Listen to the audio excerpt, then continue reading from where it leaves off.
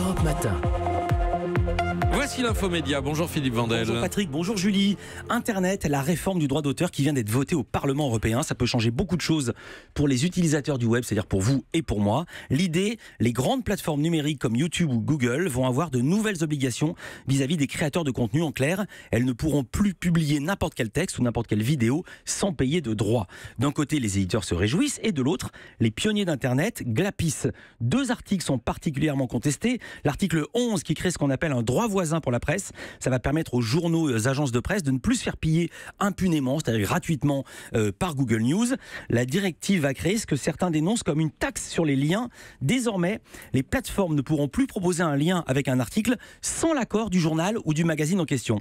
Et puis la partie qui suscite le plus de polémiques, c'est l'article 13.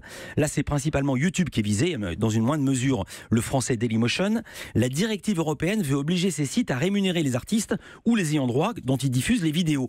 Ça existe parfois, cette pratique, avec des accords au cas par cas, mais désormais, ça va devenir obligatoire. S'il n'y a pas d'accord, les plateformes devront mettre en place un système de filtre qui fait que dès qu'elles reconnaissent une vidéo soumise au droit d'auteur, par exemple un clip, un extrait de film ou un sketch télé, je vais arriver à le dire, télé de Jean-Yves Lafesse, par exemple, qui a beaucoup été pillé, la vidéo en question sera automatiquement bloquée. Ça ne plaît pas à tout le monde, évidemment surtout pas aux dirigeants de Google ni à ceux de YouTube.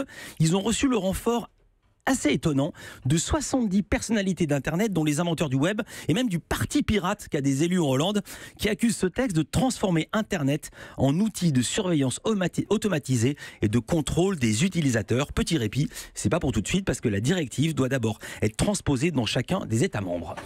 9h30 Village Média, votre émission. Christina Cordula, magnifique, qui lance ce soir sur M6 une émission de coaching pour futurs mariés, et l'ami Axel de Tarlet, nouveau présentateur, plutôt futur présentateur de C'est dans l'air, le samedi et le dimanche, non pardon, le vendredi et le samedi sur France 5. Il faut être précis. Europe